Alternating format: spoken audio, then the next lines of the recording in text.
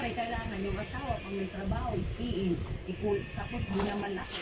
Kaya picture. I love it. Dito tayo mag-almusal, dito tayo Dito. Sa pasilyong yun, minsan doon kami nag-aalmusal. Pero, nakikita ko sa'yo, girl, kasi alam ko ba?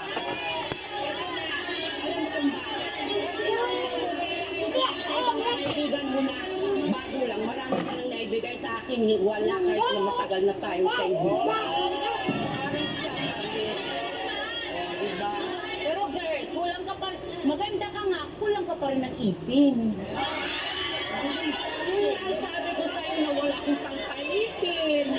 Di ba rin wala akong ipin, basta maganda pa rin ako sa tingin ng wala. Pwede naman, di na ako nimiti. O, gano'n na lang, at least maganda pa rin mukha ko, di ba? Okay, Moy, sa aking mesa ng ebidensya, pag-ikuha mo nga yung pinag-aawayang panty. Pinakabala ko sa pangalan ko,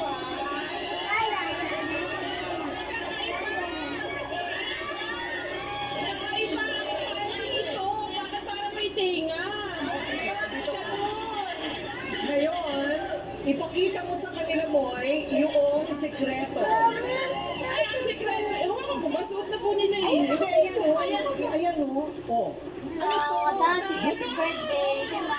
Ano yan? Ay, ang galing na sa abang tungtong para kung anting Meron palang ganyan. Ay, ko lang po na ano to. So, Doc Camille, ano ba gano'ng kadelikado yung humihiram ng underwear? May nakapagtanong na ba sa'yo ng ganyan? There's a first time for everything. Yeah. Okay, Ate Kuring, siguro kung sasabihin natin na paghihiram ng underwear, kahit naman siguro tayo, ayaw natin yon dahil kasi, ano yun, it's something personal. So, yung pinag-usapan dito, delikadesa ng paggamit ng mga bagay na hindi naman dapat gamitin ng ibang tao tulad ng supi.